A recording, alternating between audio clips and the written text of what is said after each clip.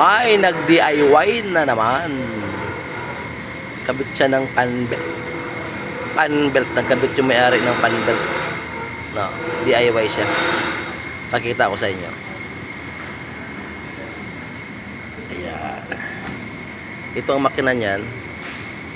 Lexus 570. Tingnan niyo.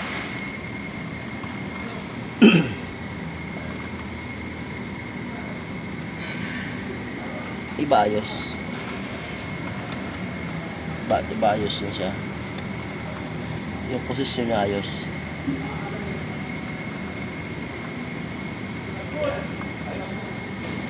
Dito lang siya nagkamali. Diyan siya nagkamali.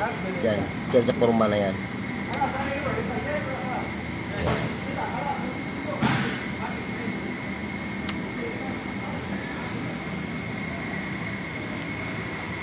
So ang issue nito, pag umaga tumutunog yung belt, dumudulas. So chinek natin. Yan ang nakita ko. Yan siya, yung dalawang yan.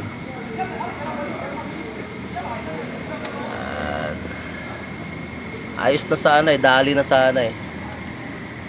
Kaso lang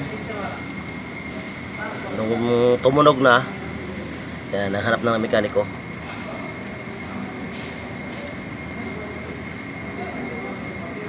Ito na siya. Binago natin yung ano niya, forma. Yan. Ito na siya.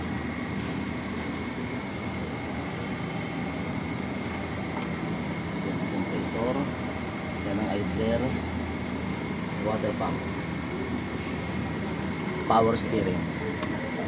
Pagmasdan nyo ang forma kayo na pagmasdan nyo. Yan yung tama niya. Yan yung tama. Yan ang tama. Kanina, yung kaninang lagay niya is ano, dito siya naglagay.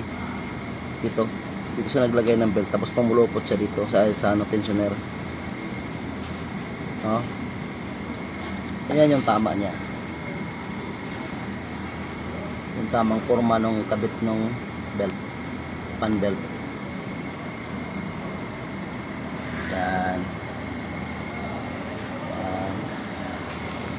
Yan yung sakto.